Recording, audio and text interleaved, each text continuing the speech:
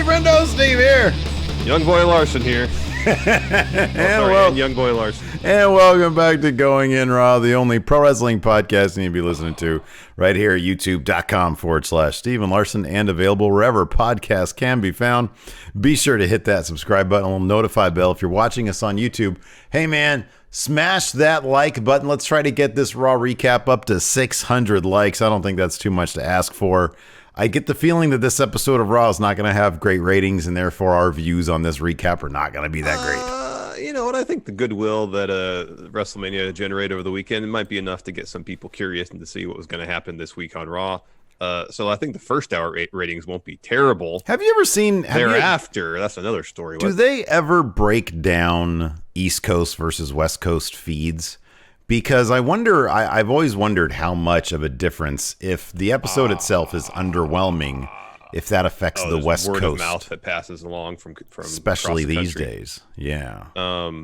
Because usually, it's funny, because usually even if something has some decent buzz coming out of it, if the next episode is not great, word spreads pretty quickly. And I get the feeling that if they had like 35 minutes, like you said, of the Street Profits, Bianca Belair, and then the Zelina Vega's group, that word of mouth might have hit pretty quick, and people might have been tuning out. It'll be interesting to see what the breakdown's going to be, even on an hourly basis. I think the next day ratings, there's really no evidence I have to back this up. This is what I think.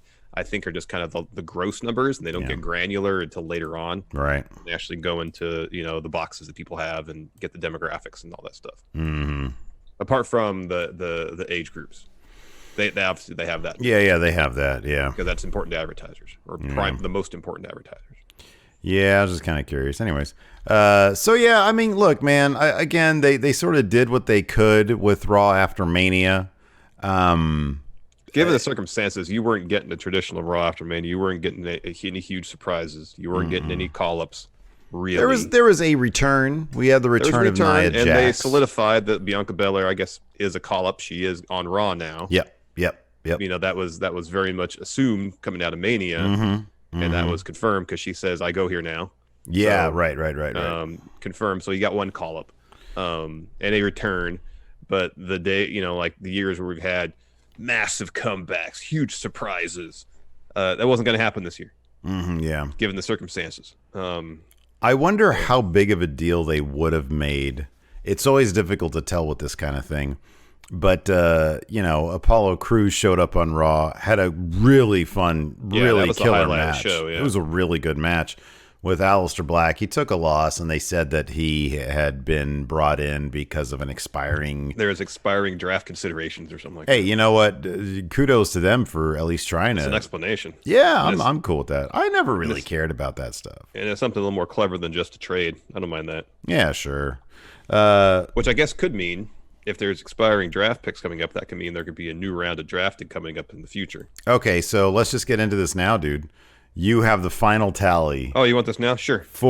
So here's the thing. We have not really promoted this, I think, basically the way we should have been promoting it. And I feel like when we do this next draft, we should maybe make it like a segment every week, someplace they can find it every week. Okay. But back when we did, the WWE did their draft back in, like, what was it? October, March? whatever October? Okay. Yeah, not March. October. We did our mock draft. It was a lot of fun. We had the podium and stuff. It was cool. Jesse Gass, Burl Bruce, all that. That's right. Yeah, it was a lot of fun. And we have been keeping up to date on that. And the winner of, and it was to run through Mania. And then the loser has to buy the winner a pizza. And I'm assuming, does the loser who buys the pizza, do I get to eat some of that pizza? Well, first of all, why are you assuming that you lost? And second, no, you don't get any pizza. I think you just confirmed that I lost. Because here's the thing. I was killing you for the first half of the draft. And did I sweat it? No, I stayed the course. Well, just the pizza's on the line, so it's not like I was getting your life savings. There's no reason for you to sweat anything. It's a large Mountain Pikes Peak, man. That's gold, basically. Are you going to eat the entire thing in one sitting? Shouldn't that be part of it? I'll share with my family. What? So wait, do I have to call and like order you a pizza? Yeah, that's right. Well, that's a little weird, isn't it? Can I just like Venmo you some money? The alternative is you give me your credit card number and I order it with your. Can you put that on the company card perhaps? No, because I'm paying for half of it. Okay. Anyways, what's just the freaking result? All right. So yeah, as you mentioned, like in the lead up to Survivor Series, like the first month and a half, like you were wrecking me. You're up like 140 points. You got an enormous lead, and then slowly but surely, I started chipping away. So the final tally is as follows. Oh gosh. With a score of 2,383.4 points. 2,383. Yeah. Okay. Steve loses to Larson. Larson final score is 2,673.3. Okay, so I beat you by almost 300 points. Okay, all right. Well, that's fine. That's what I figured it'd be. Turnaround of like almost 500 points. Yeah, that's what I figured it'd be. Had your largest lead. I mean, everybody that I picked, they did really good and they did really bad. So, I mean, I sort of expected that. Like Seth stopped wrestling matches, and then every match he had was either a tag match or it was a DQ loss. And so, yeah, no, I figured that out. But I'll be honest, I'm shocked that I came within 300 points of you. So, my favorite was the night where Baron got 2 DQ losses in one night, back-to-back matches. I know. And once everything starts shaping up, like you grab the people who were going to get the big wins. So yeah. Anyways, so congratulations, I'll get you pizza. But Brian K. Lamb says Larson has to eat the whole pizza during a Raw or SmackDown review show. Yeah, exactly. It's like a loss for you. But here's the thing, Big Red. But hey, tell him about the opportunity. Oh you yeah, have so on Wednesday I'm gonna be on Quizzlemania, hosted by Adam Blampier. On Parts Unknown over at Wrestle Talk. I'll be there Wednesday. It starts at 1 p.m. Pacific, 4 p.m. Eastern, in all equivalent time zones around the world. It's wrestling trivia. I'm not sure what's going to happen. Either I'll just completely embarrass myself. Maybe I'll do well. I don't know. But Steve has agreed or has offered to put up Big Red if I somehow manage to not be an idiot on Wednesday and win. Not only will I be enjoying some Mountain Mike's pizza, I'll be enjoying some Mountain Mike's pizza potentially with Big Red. But here's the thing.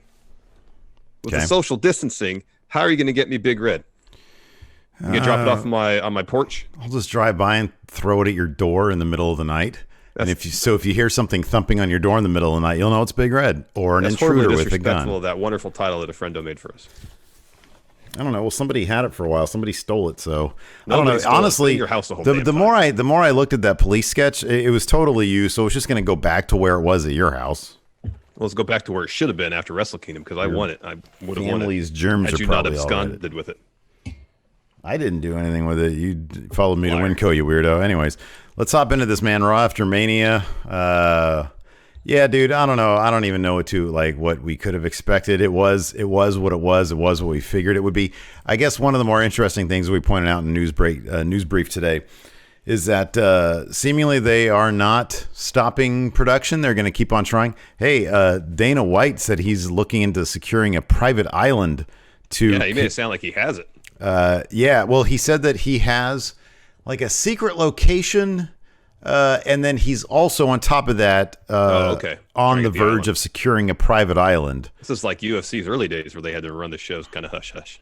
I think that's rad. Look, man, have just one spotlight on top and then a couple guys in the dirt going at it. I'm cool with that.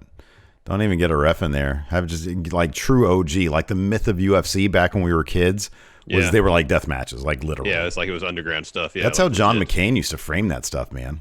I know. Human cockfighting. We used to always hear the stuff about how people get their faces ripped off and stuff. The camera keeps freezing. I know. Anyways, this one kicked off with. Hey, speaking of which, I guess we should just talk about whatever I'm going to put on the thumbnail first. What should I put on the thumbnail first?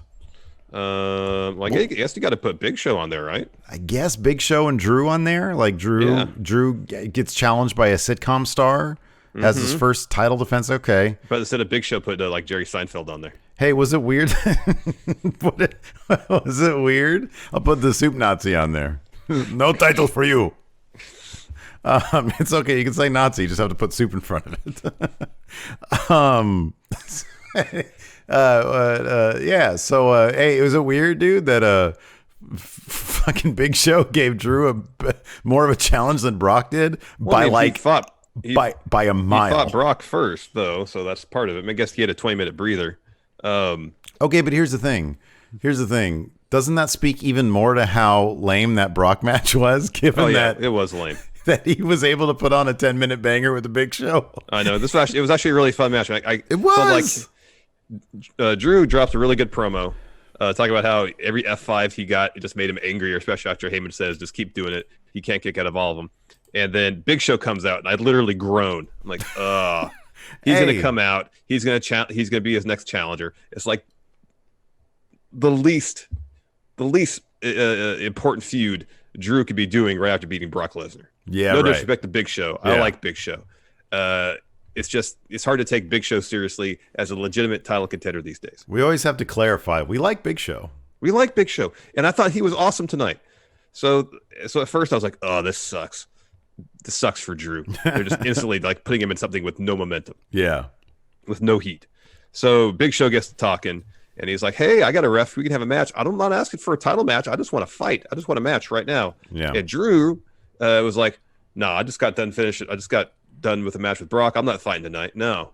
It's like nothing you could say is going to make me have this match. The Big Show slaps him, and Drew unvelcros the title. Yeah. And, it always sounds so terrible when they just go tough. So I like this though. Big Show's promo on Drew was really good. He said, and Big Show's trash talk throughout the match was exceptional. Was really good. I know, exactly. And it's really pushing the story of, at least how I interpret it. Ever since Drew came up to the main roster from NXT, his thing has been everybody backstage is complacent. Mm-hmm. They're lazy. Mm-hmm. They get their spot and they're content with it. Mm-hmm. Well, here's Drew just beating Brock for the title. Big Show steps up to him. It's like, hey, I want to fight. What does Drew do?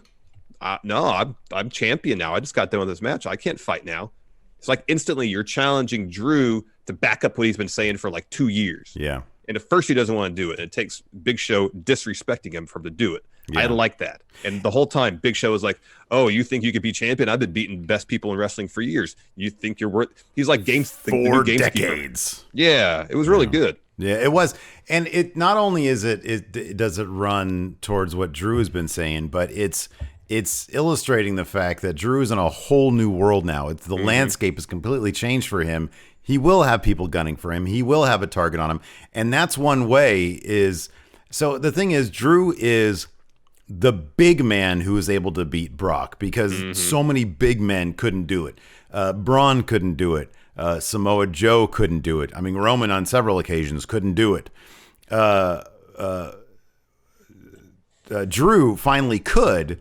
And so the way that you get him to be as much of an underdog as possible is keep throwing it at him. Just keep throwing at him and never let up. And that way his character will always be under the gun. And that's what, as the audience, we want to see. We want to see, the hero always under pressure. Otherwise it's going to get boring really quick. Like Charming Drew is great and everything, but I want to see Drew always just being on the run and being, hounded, Exactly. That's one thing Big Show says. Like, now you got the title. Everybody, you got a immensely talented locker room back there, and they're all gunning for you. I kind of wish, and this is just my own, cheesy fantasy booking in my head, that once Drew finished Big Show with that final Claymore, because he ate a choke slam, but he dodged the big punch right there. The knockout. And he delivered a Claymore for the finish of the match. But before that, we saw like chops, man. So many Big chops. Show was working him. Oh, they were great. And he was just killing Drew, right? And so he finished. Drew gets the finish with the Claymore off the bounce off the ropes, gets the Claymore, pins him 1, 2, 3. Drew sort of hovers. He gets the title. They raise his hand. He gets a title, and he's sort of like, he's on his knees, but he's sort of over Big Show, like, hey, this is the latest thing that I've conquered. It'd have been cool if we got a shot after Drew's leaving that Big Show gets a mic and he's all, drenched in sweat and he's, all messed up because of the Claymore. And he says, hey, just remember, dude, I've been doing this for 4 decades. This is just the beginning for you, and it only gets worse. You know, and it's like we can sort of extrapolate that. We can understand that point. We don't need it literally said. But coming out of the mouth of a guy like Big Show, who, yes, has been doing it for 4 decades. And who's been there. He's had that target on his back. It would have been kind of cool because I think he could have delivered something like that pretty neat. Again, the new gameskeeper, Paul White, Big Show. Now you're ready. Yeah. There's a whole sequence where he was beating him up, and it's like, oh, you think you got what it takes to be the champion? Come on, show me what you got. Yeah. I thought it was kind of funny because a lot of a lot of people on Twitter, a lot of our contemporaries on Twitter were saying, man, for a second, I thought there was going to be, they're actually, what the hell are you smoking? They were never going to, what? My greatest worry is that this would be Drew's first feud after WrestleMania. That was the extent of it. Right. Again, I like the Big Show. Dude, he's done a lot of really cool stuff. Who can forget? A cigarette smoking giant, of course. The monster truck giant. Yeah, he's got so many various iterations that have been entertaining. Nothing but respect for Big Show. Just when you think of hot names in the wrestling business, his name doesn't jump off the paper. And Drew coming off beating Brock, he needs to face someone who's young, hungry, is looking to make his name off of Drew McIntyre. So Zarif here says 1995 was not 4 decades ago. 90s, 2000s, 2010s, 2020s. It was in 4 decades ago. So yeah, across 4 decades. And that's what he says. I've been doing this in 4 decades. Yeah. So, anyways. Okay, well, there's our lead story out of the way then. Yeah, it was a fun match. It was actually a really fun match. No, it was. It was like the second best match on the on the card, really. Yeah. And it kicked off with Asuka versus a vastly improved Liv Morgan. I mean, we've kind of seen flashes of this, but Asuka's a really great litmus test for somebody to see how far they're coming. And boy, Liv Morgan, that springboard code breaker is so much fun to watch. That was great. And it's she hits it so crisply, Mm-hmm. It's everything nice. she does is really smooth and crisp. Mm-hmm. And in fact, going into this match, I wasn't quite sure who was going to come out of this. I was reasonably sure it was going to be Asuka, but Liv picked up that win against Natalya, and I was like, I wouldn't have been surprised if Liv won this match. Yeah, I was like, they might be sort of maybe trying to build her up. I mean, the thing that I kind of dug about it is that it was sort of a showcase, for the. I mean, that's what a lot of Raw was today, anyways. I mean, maybe it was because they had who they had. And they didn't have everybody they wanted, but it was a pretty decent showcase of what we can expect in the future. We had Liv Morgan; she's being built up a little bit. The entirety of the next of the next set of matches was completely the future of the WWE, the Street Profits and Garza in Theory and all them. We saw a new tag team form officially. Yeah. I wonder what terrible name they're going to be given. Whatever you come up with, it'll be worse. Well, like Cedric's thing on his shirt says the age of Alexander. Mm-hmm. They're trying to make Ricochet into a superhero, like the superhero age of superheroes. Yeah, right. Yeah. It's going to be something like that. Yeah. It's going to be some really weird, awkward mashup of the two gimmicks. Same with the theme. Mm-hmm. It's going to start out with Cedric's and then pew, pew, pew, pew into Ricochet's and then back again. You're probably right. It sucks. But, this match didn't suck, though. Asuka versus Liv Morgan. Asuka got the win. But, yeah, there was a spell there where I would not have been surprised if Liv had picked up the win. It took Asuka a spell to get to really lock in that Asuka lock, too. Yep. And then Asuka gave Liv props on Twitter afterwards. Cool. She did. She said she's like grown a lot or something. Yeah, evolved or something. Something like that. Yeah, no, that was a fun match. That was good stuff. And again, Asuka, man, you called this perfectly. She has totally been the MVP of the empty arena situation because every show, man. She knows what to do in there. Oh, it's fantastic. It's really great. After that, we had Shayna Baszler's. A lot of these were Post-Mania promos. It felt kind of like a bit of a Fallout NXT takeover Fallout because you get the recap of the match and then a bunch of interviews that had already aired on YouTube. Yeah, and she just sort of starts repeating. She's in the locker room. Well, first there was a Becky one. Becky had an interview first. She's like, I've had this belt for about a year. And she was asked, well, do you kind of essentially feel like it was a cheap win? And Becky goes, nah, nothing I do is by accident. I'm always looking for that counter to get me the upper hand. I never underestimated Shayna. She's great, but she underestimated me and says if Shayna has a problem with that finish, Shayna knows where to find me. I'm not hard to find around here. And then the Shayna one go. Yeah, so she just kept on repeating the thrill of victory, the agony of defeat. She repeated a couple times, and then she looked into the camera, said, the thrill of victory, Becky, I'm going to promise you the agony of defeat. Yep. So that was good. And then after that, we had a series of matches taking place. First up, a rematch because the finish wasn't clean enough. The Street Profits versus Angel Garza and Austin Theory, who, you know what, man? Just keep that dude on main roster, right? Yeah. Why not? Why not? Yeah. Why not? They're not really. I mean, he's on TV on a regular basis in NXT, but they're not really doing anything with him. Not really. There's so many people in NXT. Yeah, sure. Why not? Him and Garza tag team, sure. Well, I have an idea because a lot of I'm not terribly familiar with Austin Theory's work. But a lot of people on the Twitter that I've noticed have said that he was utilized really wonderfully as a babyface. Apparently, he's just a much better natural babyface, which is kind of surprising because he has kind of a great arrogant thing going, you know? Yeah, his moveset's very babyface moveset, though. I say you get Humberto Carrillo. Carrillo's going to go nowhere as a babyface. Nowhere. Yeah. Absolutely nowhere. Get him in con la familia with his family, Garza, and Andrade at the helm, Zelina Vega, and have them turn on Theory, kick him out, he becomes a babyface. Him and Ray then team up to take on the Rudos. Yeah, the Rudos. They're the Technicos, and then they got the Rudos. Yeah, correct. But anyways, they're probably not going to do that. They want Humberto Humberto does have a babyface, but he should be a bad guy. I think he'd make a terrific bad guy. His moveset as presented on TV now is very babyface, just like Austin Theory's is. All the high flying stuff, you know. But also just his face, he looks like a good guy. Yeah, he does. So this match was basically in place to set up the next match, which was actually in place to set up the following. Next match, which could have actually been everything in the last match, could have been resolved in the second match easily. It was just it was a time killer. This whole thing was a means to fill up time. Yeah, but at the same time, we were getting some good exposure for, like I said, the future of the company. But it was a little too much. It was too much because it was very obvious. Hey, we're trying to fill up a half hour of Raw because we're undermanned. And circumstances dictate that we can't have a full crew here, so we just need to eat up as much time as possible. What they did with the Alistair Apollo Cruz match worked really well because they told actually a really good story of the course of like 25 minutes. They put on a really good match.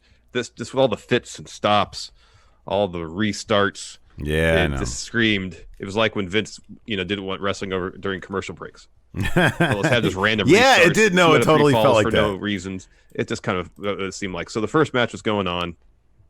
So the Street Profits are in control. Ford goes up top. Vega grabs his ankle, and the rest sees it. It's like, all right, DQ. Profits win. So then Garza and Theory, they get rid of Dawkins. They hold Ford. Zelina hits him with a boot. Bianca comes to the ramp. She does her full twirl and then walks down the ring. Yeah, man. Urgency wasn't really there. Yeah, well, she's the EST. People wait on her est. So she gets to the ring, drops Vega with a really great looking spine buster. That spine buster, it wasn't like precision Arn Anderson, but oh my God, it looked rough. It had oomph. Like I would not be shocked if Zelina Vega actually got a little concussed from that because, man, she hit hard. Yeah, it was hard. Street Profits, they send Garza and Theory out of the ring. Bianca says she goes here now. She's the EST of WWE and calls out Vega. She wants a match. Go to commercial, come back. Match is happening. Bianca versus Zelina Vega. Zelina got some offense in. She tries to lock in a Dragon Sleeper at one point. Belair escapes that. Vega jumps off the second rope. Belair catches her. Military press slam with a couple reps. Yeah, dude. Some squats. Some squats, yeah. Belair runs the ropes. Austin Theory's on the apron. She knocks him off. Profits and Garza are there. They're all brawling. Oh, sorry. This is when he's on the apron. She stops. So everybody's brawling ringside. Ref calls for the bell again. Faces clear the ring. This time, Ford grabs the mic. Says, 6-man mixed tag match. Yeah. And that's agreed upon. Go to commercial. Come back again. 6-man tag match, only to see Belair pin Zelina after hitting her finish. Yeah. Easily could happen the one-on-one bout. Yeah. But again, they had to eat up time. Yeah. Yeah. I kind of wonder. I wonder how much of this show would have been the show had they had like an actual arena. I don't know, because it goes back to Mania. It probably would have been way different. Probably wouldn't right? even had this rematch. We probably may just had Bianca versus Vega. You're probably right. Because do you think Garza in theory could be hanging around the tag title scene anymore? Probably not. Probably. What are they going to do with Austin Theory then? What do you actually think they're going to do with Austin Theory? Oh, he's going back to NXT. You think so? Yeah. I don't know. I think it kind of. I would think it maybe depends on. Well, let me backtrack a little bit. I think if they had found a way or were allowed to stay shooting stuff Performance Center, he would still be around. But given that things are as they are in Orlando with the stay-at-home thing, and then what we heard from Meltzer said that they're shooting someplace else, some secret place. If they're not in Orlando, I don't think he's going to travel. Yeah. I think he's wrestling because he's there. I'm not sure how much they want to be dicking around with calling people up, but they called up Bianca. I don't know. If he impressed enough, I mean, look, I don't know. I don't know if anything he did was so spectacular. I mean, he didn't catch Montez Ford. I don't know if anything he did was so spectacular. I'd say, no, we have to keep him. You watch that again. That's not really. Seth was supposed to trip up Ford. No, I know. I know the story. The story. But still, guy's flying in the air. Theory's just getting up and turns around as Montez is leaping. I mean, he could have dove or something maybe to try to catch him. That's what you do. It was a tough situation for everybody involved.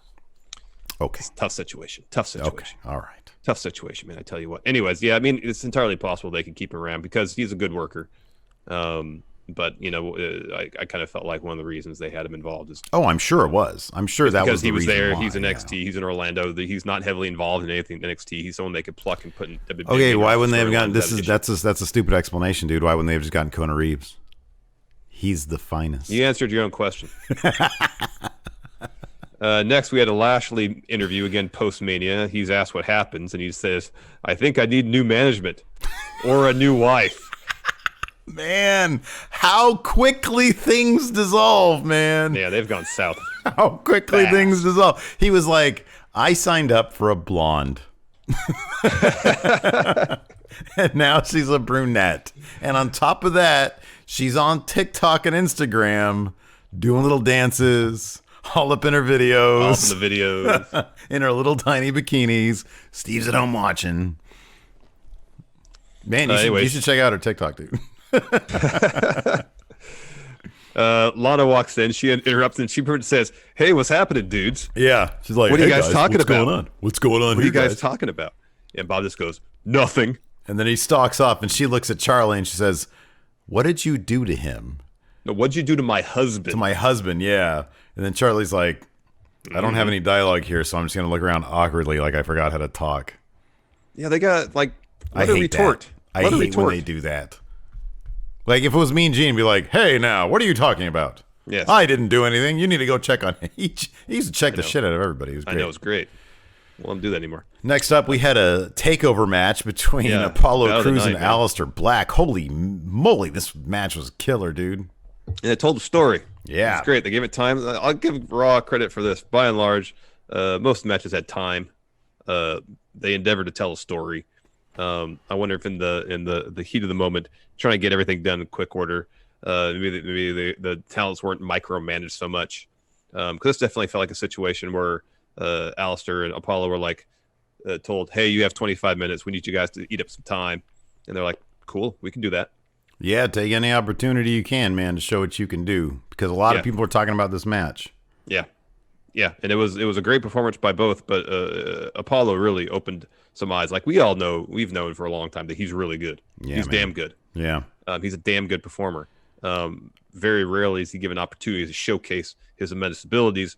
This really feels like the first time since he's been called up to the main roster, with maybe one or two exceptions, that he's had a showcase for his skills.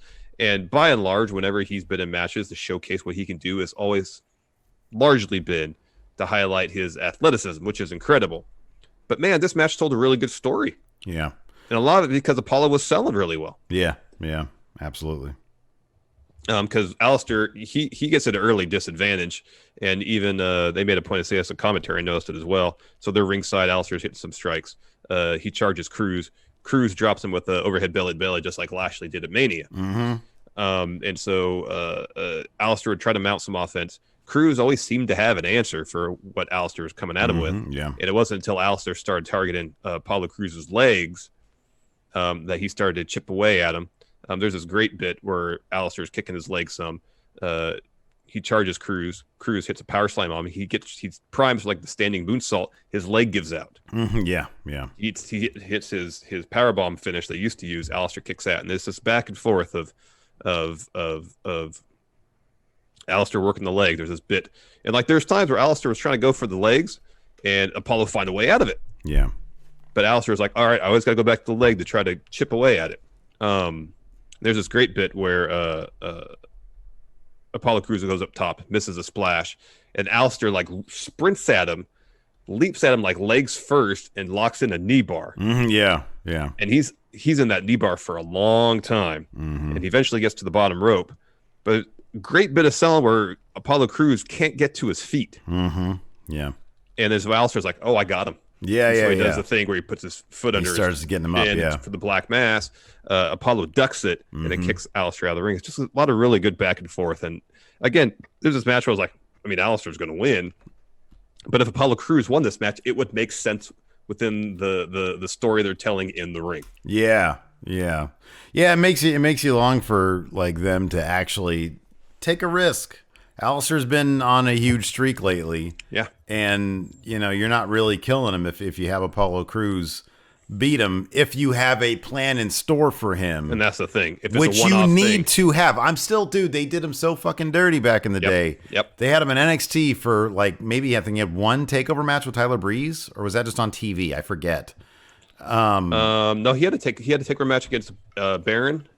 And he had the one against Tyler Breeze, yeah. His first one against Tyler, and the other one against Baron, and I think that was it. And then they called him up, and it's like, what? Why would you like? I remember hearing rumors at the time, or we read rumors that it was like, I don't know, a weird power play or something, because Triple H wanted plans in place for people before they got called up, and obviously that's not the case now. But yeah, like, I don't know. That was the stupid. They had literally nothing for him to do on main roster. Why the hell are you calling the guy up? Like, he could have thrived in NXT, especially at the time when it was transitioning to like special, being special. Yeah. He could have been one of those building blocks, man. He really could have. I know. And it was like they were still trying to find his character in NXT. And they've always just treated him like, a second thought. Like was he in Titus Worldwide? Yeah. Yeah, he was in Titus Worldwide, which was always like on the verge of being a comedy act, if not just an outright comedy act. It was at times comedy act. It was an entertaining one. Yeah, no, I thought it was great. They had that little bit with him that you and I always love with Bob Lashley and the pose off thing. Every once in a while, they'll let him show off his personality, man. I'm telling him, put him with Ricochet, with that new tag team, Ricochet and Cedric Alexander. Give them all attitudes, because they all, man. Guys like that who just, you have all the tools. You got to carry yourself like you're the shit. Like Riddick Moss does. They have Riddick Moss out here on TV for like 2 weeks, and he's just carrying himself like he's the king shit. Now, it's not a good example because he's not on TV right now. No. But, and who knows if he's going to be, but that's the way that you carry yourself. If you have those kind of gifts, if you have those kind of skills, you carry yourself with that arrogance. Yeah. That's what those guys need to be doing, And you have Tozawa in that group too. Sure, why not? Because they're all friends. Anyways, finish. Cruz goes up top. Alistair's up there too. He kicks Apollo. Cruz tosses him off the top rope. Leaps. He eats a jumping knee from Alistair. And then Alistair tries for the black mass. Doesn't hit it. Cruz evades it. Black rolls him up. Cruz kicks out of that. Takes a really desperate swing at Alistair.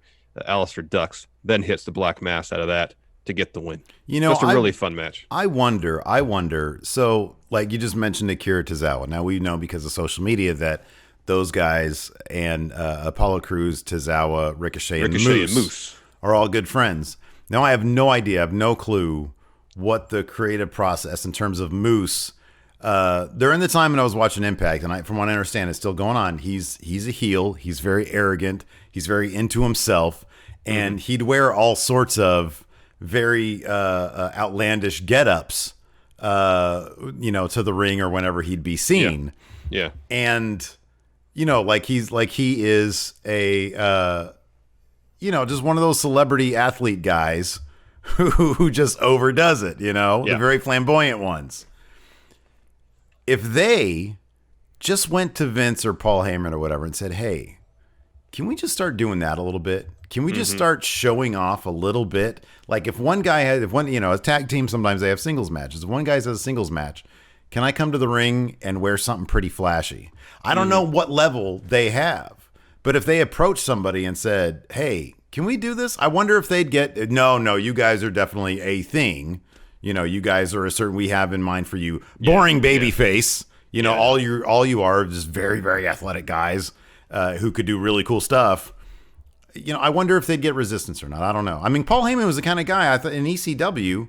I mean, you'd think that the guy let people do to a degree what they wanted to and see if it worked. Well, I mean, the social, not social, sorry, the corporate structure in ECW was non-existent. No, I totally get that. I get that. But he's got some say as the executive director. Totally, he's got some say. He could get into Vince's ear and say, hey, Vince, I want to try this with these guys. He has some say, but he doesn't have final say. So. No, but you know what, man? You don't know unless, I have no idea. You don't know until you try. If they have an idea for something, that's just the way you hear it is people pitch and pitch and pitch and pitch. That's true. For all I know, they're sitting outside Vince's office for 3 hours. For all I know, every time they knock on his door, Vince is eating. And they have goddamn like Gravity's Rainbow written up, like know. Just a classic. I know. I've never read Gravity's Rainbow. It's popped in my head.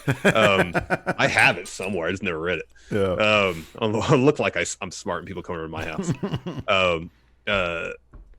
They have like just brilliance, just absolute brilliance. Yeah. They put it on Vince's desk and they choose the wrong time. It's like in the Brody Lee Jericho podcast. If you choose the wrong time, you're going nowhere with that man. Yeah. Yeah. Maybe things are a little different now with Paul. I don't know, but look, if Paul Heyman's watching this, which obviously he is, let them be moose. Just let them be moose. Yeah. That's all I say. Let them be moose. Arrogant, self-absorbed. They know they're the shit, and they carry themselves like it, and they win a lot. People would eat that shit up, man. I'm telling you. They'd be that heel group that everybody loves so much they have to go face. I know. They would need to find their voice as a group, and they'd be fine. It's just all about finding their voice. Next, we had an Edge Orton Mania recap. Following that, the debut officially of Ricochet and Cedric Alexander as new tag team. They take on Danny Burch, Oni Lorcan, Burch and Oni. The fast start. Cedric's isolated. That is until Cedric hits a basement dropkick. Ricochet, he gets the hot tag. Oni's in as well. Ricochet goes off, hits a Frankensteiner on Oni. Burch breaks up that pin. Oni goes for a half and half on Ricochet. Ricochet escapes that. He gets the tag in Cedric. Bunch of really cool double team offense. Just fast. Eventually, Ricochet gets the tag back in, and Cedric hits a neuralizer. Ricochet follows with the Benadryller to get the win. Yeah. And if they book these guys, Cedric and Ricochet, to go on a run, get some good wins, they're going to get over because they're really good. Yeah, dude, but people need, we've seen really good wrestlers, man. Really good wrestlers that don't get over. I know, but because they don't have a character to grab on. Here's the thing, though. I feel like in a tag team situation, like how many times, I'll use Cesaro as an example. I like Cesaro. I think he has personality. I'm guessing Vince thinks he's a black hole of charisma. That's my guess. Well, I don't know. He was a killer tag team with Sheamus, though. I know, but before that, he was in a really good tag team with Tyson Kidd. My point is, he as a singles wrestler, Vince probably views him as boring. Put him in a tag team, put on spectacular matches. You can get over in WWE's environment as a really good tag team without worrying so much about the personality aspect of things. That's my point. Are you talking about when he was with Sheamus, he got over? Is that what you're talking about? I'm talking about that. I'm talking about when he was with Tyson Kidd, too. They were tag champions. They were awesome together. Okay, they were really good wrestlers, but in terms of the crowd, they never had it. They were together for not that long. Oh, they were not that over with the crowd. Like, nobody really looks back and says, man, remember how great they were? They were a really good tag team, man. Look, I'm not saying they weren't a great tag team. I'm just saying, like, I think you need a little bit more than just putting on really great matches. That's just how it is. Dude, everybody puts on great matches these days. I know. You need some character, too. I mean, it helps. I mean, Viking It's kind of a necessity. I don't think it just Viking helps. Viking Raiders don't have a ton of character. They're Vikings. Are you kidding me? They're Vikings. That's not a character. That's a gimmick. It's different. They said and on top of that, generic stuff and on top of that, out dude, of their mouth. How really over are they? They're not very over. I'm just saying, man. I think it takes a little. I understand your point. My point is that as a tag team, it's easier if you have either a lack of opportunity or shortcomings on the personality aspect. You join forces. Your odds, I feel like, are better in a tag team versus singles. Because you got to figure somebody's got to have personality. You got two guys with no personality. You team them up, and they got a little bit more personality because they're together. Exactly. And well, no, on top of what you were saying, being a tag team must help because Ryan got no tag teams. Exactly. They had to call up Austin Theory. They have a tag title match. Right? They did, yeah. Next, we get an Owens Seth recap from Mania, followed by an Owens promo. On Twitter, he said his wife filmed this for him. These phones, man, these are terrible. He said it was on her fancy new camera, so this wasn't on an iPhone. Oh, I thought he said her fancy new phone. No, I thought he said fancy new camera. Maybe I was wrong. He says after 5 months of hell, he said all he wanted to get his hands on Seth in the ring. Instead, he just got a bunch of beat downs, and he started asking himself if it was worth it. Oh, yeah. She must have got a DSLR or something, man. But he says after Mania, he got his answer, and the answer is yes. It was all worth it to have a Mania moment he can be proud of. And he says it's time for more but better for Kevin Owens. But what is that? I used to call myself the prize fighter. Maybe I should start doing that again, going after titles. Or should I go after people like Seth, who are just kind of jerks? He says, regardless, I'm here to stay. I'm going to keep fighting, and it's still going to be the Kevin Owens show. Yeah, man. Shot on a wonderful new camera. Yeah, yeah, so of the two of those options, wait, who has the... Oh, Andrade has Kevin Owens versus Andrade. Yeah. He's sort of both those things. He's got a title and he's kind of a jerk like Seth. Yeah. That'd be could you imagine those matches? Spectacular, man. Pretty good.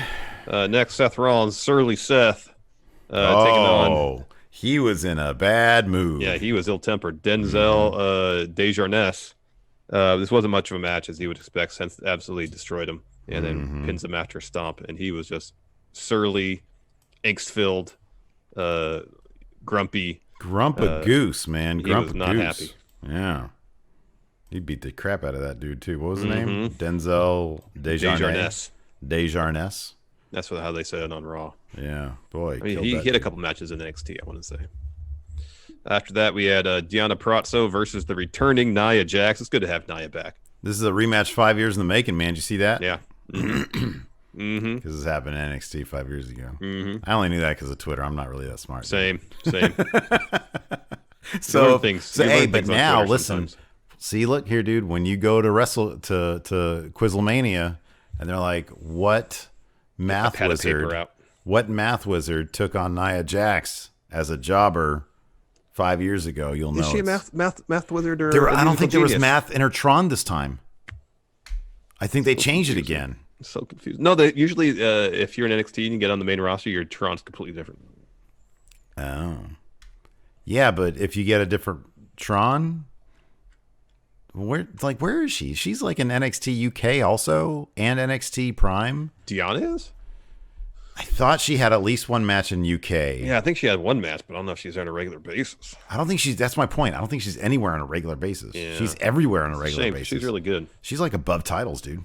Seemingly. She's above brand. Anyway, she's like Cena a couple kind years of, but ago. she ate a Samoa drop and then a cradle DDT. The Rampage. Paige bequeathed Nia her finish. Yeah. She said it's yours now. And Nia used it to get the win. Mm-hmm. Good having Nia back. What was her? She had the leg drop before, right? Was that her finish? She used a leg drop. She used a Samoan drop too. Okay. All right.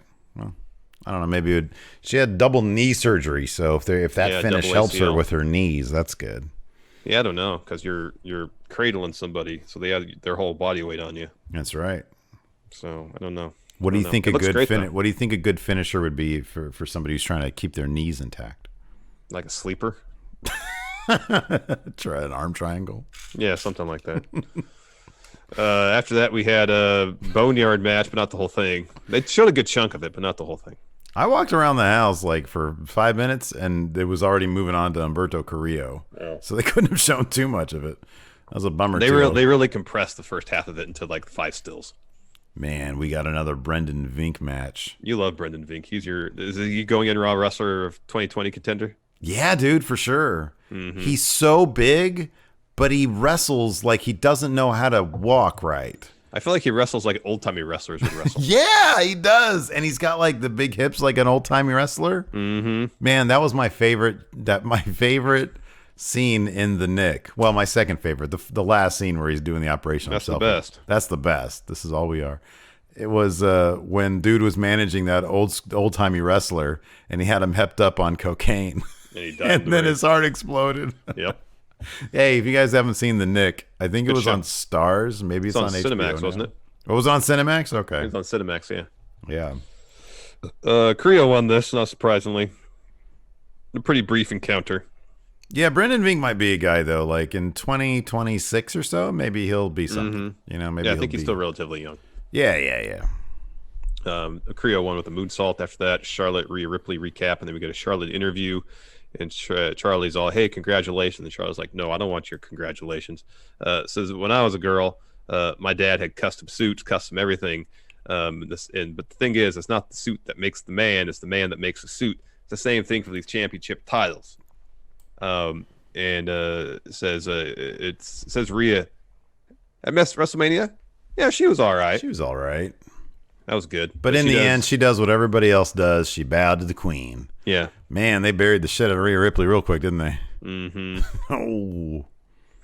Then we get a Brock Drew recap, and then as we mentioned, the segment with the Big Show. We didn't really go through Drew's promo too much, so we'll do that real quick. So it's an interview, I guess, and he's asked, "Hey, has the magnitude of what happened really hit you yet?" And he says, "No." He said he's only done one thing since winning, and that's pinching himself because he doesn't believe it's real. But then he snuck backstage, got his side plates on. Now he knows it's legit. And he said, "But I want to thank Paul Heyman." He says, when Brock was coming out of the ring, I saw a look in his eyes, with the look of a man who was ready to go to war. I was ready to go to war too. But when Paul said that Drew was going to stay down, you know, Paul said, like, keep on doing it. You can't kick out of everyone. He said his life flashed before his eyes, and at his moment, he was reliving how he's kind of come from the bottom, below the bottom, to make it all the way to the main event of WrestleMania. So with every F5, he didn't hurt. He became angry. Mm-hmm. And he said he was going to Claymore Brock as many times as it took. And look, I'm new champ now. This brings out the Big Show. Whoa. He puts over Drew, says now there's a whole locker room with Drew in their sights. He said Drew the S word. Yeah, he did. And he says Drew is big, but he's no giant. And this is the thing where Drew's like, I know where you're going with this. And Show's like, no, I'm not challenging you for the title. I just want a match now. And Drew says, not gonna happen. Show calls Drew a punk. So that everything you just said, he says, Big Show says, I don't see anger. I see fear in your eyes. And Drew says, I'm not afraid of anybody. You're just trying to push my buttons. And there's nothing you can say that will convince me to fight you tonight. Big Show slaps him. Drew, without saying a word, just takes the belt off. He's ready to fight. And it's not only is it a match. Ring the bell. Yeah, man. It's a match. It's a title match. Yeah, it was good stuff. I mentioned this at the jump. That sequence of chops was just great, man, because Drew's chest is all messed up. And I know the idea, like he had already eaten, 3 F5s or whatever it was. Yeah. And he had been put through the ringer in a 4-minute match with Brock Lesnar. But at the end of the day, it's a 4-minute match. This was like a 7-minute match. And, man, Big Show really worked him over. Yeah. So yeah, that was good stuff. We have some people here in chat. So yeah, Drew ends up winning, and we already talked about that. Let's get to questions. Claymore win. Yeah. We have some trivia questions here for you to Warm prepare you for Quizzlemania this Wednesday at 1 p.m. Pacific, 4 p.m. Eastern. Big Red. If you win this thing, Big Red is yours. You are no longer young boy Nebon Larson. You're big boy Larson. Brian Luckman says, what was the first match to gain 5 stars from Dave Meltzer since John Cena versus CM Punk at Money in the Bank 2011? So after that match, I feel like that's too hard. Is that a WWE match or first match, period? the first match period to get 5 stars after that. Does he offer up the answer? Do we have to look that up? No. He said, don't give the answer. It's for... Oh, okay. So the answer, you do know this match. Have I seen it? Yep. Did I watch it? Is it Omega Okada? One? It's your favorite NXT match. Oh, Gargano. Wait, sorry, hold on. Is the question WWE 5-star match? I'm assuming it's WWE because that doesn't sound right. Then it's Adam Cole Gargano, right? Andrade Gargano. Oh, that got 5 stars? Yeah. I thought that got 4 3/4. Nah, I got all the stars. This is a good Great one. match. I think I know this. Okay. White Brownie 92 says, what color were Triple H's trunks at Royal Rumble 03? Oh, wow. I have the answer in my head. Trunks. Oh, that's the Steiner match. They were red. I think they were red. That was my answer too. Let's see here. They're red. Triple H Royal Rumble 03. Let's see. Yeah, they were red. Good job. Yeah, they were red. Good job, both of us. I might do good on Quizzlemania if I do it. You should watch along. I'm gonna watch. No, I'm gonna be watching, dude. I'm gonna be watching. Good. Unless that's too much pressure, in which case I won't. No. Watch. That's why I put this up on the line, man. Because I want you to win it. I want you to do good. I'm rooting for you. All right. Because there's more trivia. That's representing. Yeah. Is there more trivia anymore? No. But I'm sure some people will come up with some. In the meantime, I'm going to go and take a look at some questions here. All right, there's some highlighted comments here. Die Hard Homer, what if Andrade wins Money in the Bank, cashes in on Drew? He did beat Drew for the NXT title. That could be fun. But they never reference that stuff, dude. Yeah. It's always such a throwaway thing. No, that'd be cool. Don't get me wrong. That'd be rad. That'd be cool. Mm-hmm. Just saying. Jonathan, outside of Undertaker and Bray, which superstar could utilize a cinematic match type? And what would it be? Damian Priest sex dungeon? Yeah. Eric Rowan's petting zoo? Yes. Mustafa Ali's hacker den? Those are all answers better than I could give. Seth and his congregation. Oh, that's a good one too. Mr. Lipkin, now that we've seen WrestleMania, do you stand by your opinion that it should have been postponed? Nah, not really. I don't think we would have gotten the Firefly Funhouse if it hadn't been. I mean, in principle, yeah. But in principle, yes. I mean, we could separate. In principle, yes, they should have. Mm-hmm. Granted, they made the best out of a less than great situation. Mm-hmm. They probably delivered the best they could given the circumstances, and for the most part, I enjoyed both days. But in theory, yeah, they totally should have. They should have postponed it. M. Stevens, I think Samoa Joe would be a perfect Raw GM for like 6 months just to keep him on TV and keep him healthy. That'd be fun. Put him on commentary. Replace Lawler with him. Alex Housen, was Apollo having that killer match an apology for dealing with Shorty G's nonsense? No, I think he was available. They probably knew that he can give him a 25-minute match, and they said, go ahead and do it. This is Yep. Yep. Here you go. I'm Jose 100. Andrade, Garza, Humberto, and Ray should be a faction, I think. That'd be amazing. Yeah, it'd be great. Greg Morris. So we saw what most likely is the best version of the Gameskeeper. If Vince was behind it, would it have just been Mike Myers doing his Shrek voice? It'd have been Mike Myers in, what was it? I Married an Axe Murderer? Mm-hmm. Yeah. As the dad, though. Remember, as the dad. Yeah. He was talking trash about with his son's head. Yeah. It's like an orange on a toothpick. Look at your head. Yeah. We got a new subscriber here, Zarif H. Thank you very much. Berg the Great, Apollo, Cedric, and Ricochet need to go talk to the New Day about getting over. Yeah, or just listen to the podcast, because they go over it pretty extensively, don't they? Yeah. Ryan Luckman, the fact that Ricochet, one of the best pro wrestlers on the planet, is in a tag team annoys me. I get it. WWE is hoarding talent and he can't be a champion, but geez, Vince wouldn't know a good wrestler if I hit him in the head. Yeah, but at the same time, I mean, you did say this correctly. They could be a spectacular tag team. They could be a really, really good tag team. Yep. Dang MQ, did Nia look like she lost weight, or did she look the same? She seemed a bit slimmer to me. It's possible. I didn't really notice much of a difference, but it's very possible. Yeah. All that time off. Let's see here. He does correct. Ryan Luckman does say it's in WWE. Sorry. Okay.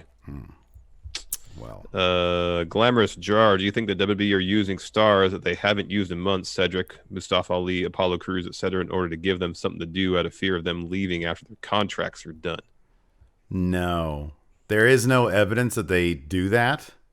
There is merely evidence that they desperately hound them behind the scenes to sign a new contract without giving any assurances that they're actually going to be used. And sometimes they will, in fact, pay them large sums of money to stay at home. And seemingly they'll be upfront about that fact, too. Yeah. Dagon, have you all let him in? Let him in. Yes. Yeah, totally. You've been Raz Online, think they're giving Liv a few wins to make her Becky Lynch's next match. No, she's a long way away from that. Yeah. And wait, she didn't even get a win tonight. No, she lost. Yeah, she lost. Wow, this is tough. Lightning 77. What pay-per-view and what match type did Sheamus win his first world title in? Elimination Chamber, I'll say. I hope whoever that is has the. Let's see here. Sheamus WWE has the answer ready. Oh wow, feel like I know this one. White Brownie 92. Larson, who did The Rock face at No Mercy 99?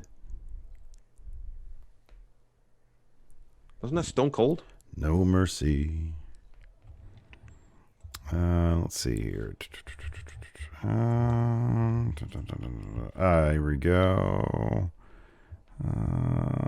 Here we go.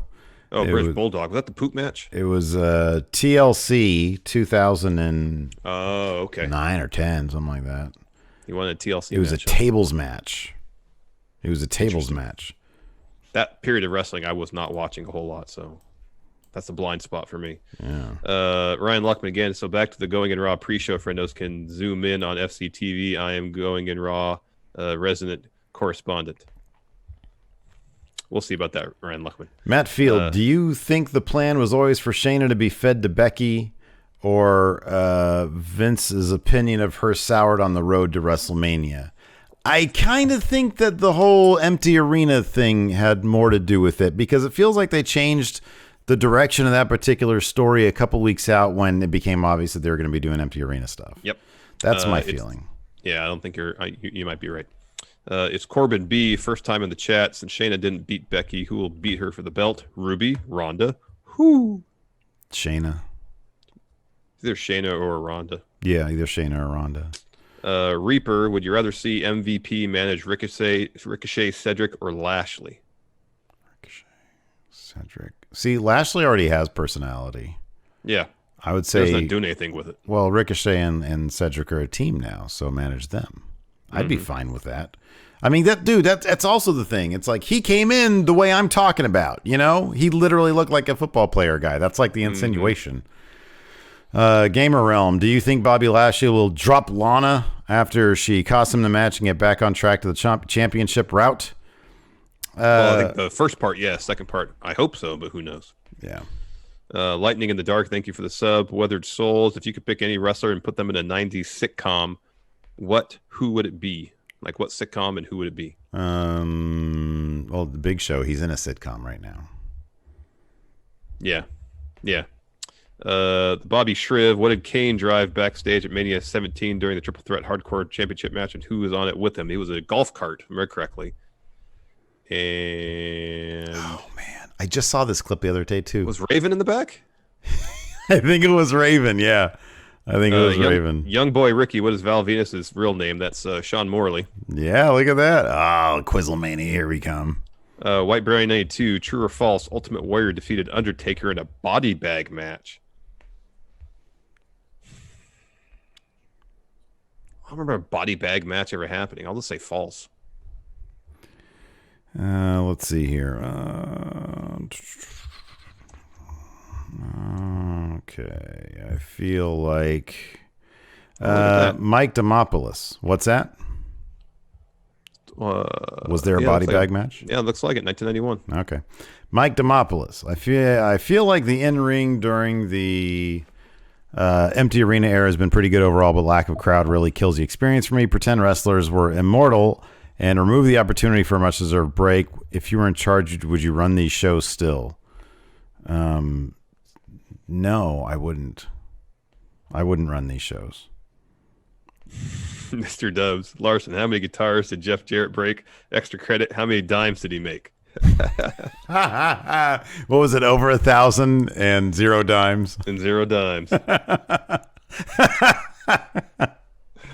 The Nate Show asked what was Colt Cabana's WWE name. That was Scotty Goldman. Sucks, Scotty Goldman, yeah. Let's see here. Adrian C. So is Ricochet's recoil no longer the code breaker? It's a Benadryller now. It's a what's that?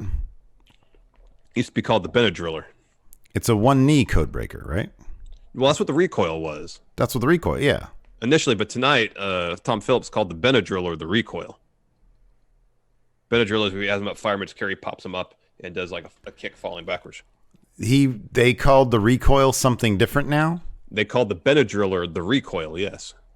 But the recoil used to be the one need code breaker. Code breaker, yes.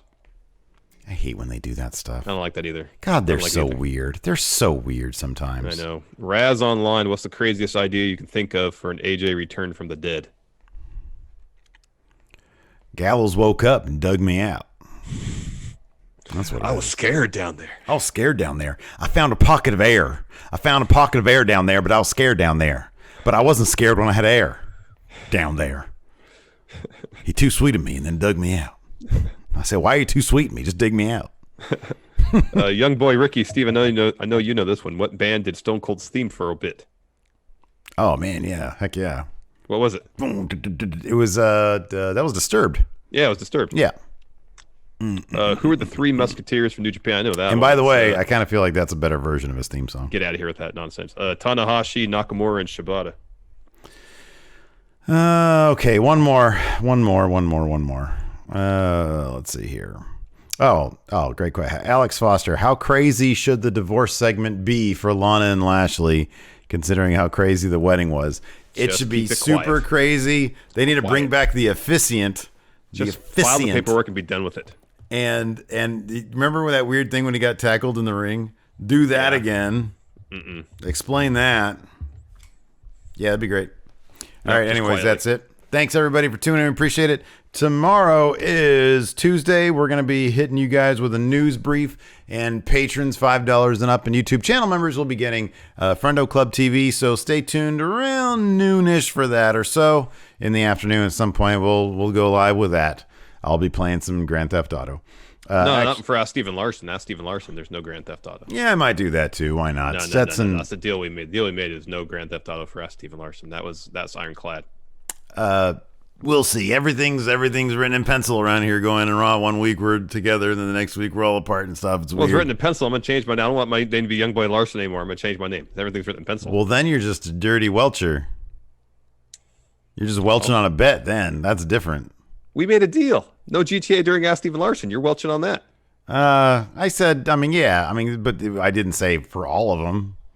That was for that week. The deal was like to say, hey, it's not for Steven Larson. What? Like, okay, hold on a second. What did I get in return for that deal?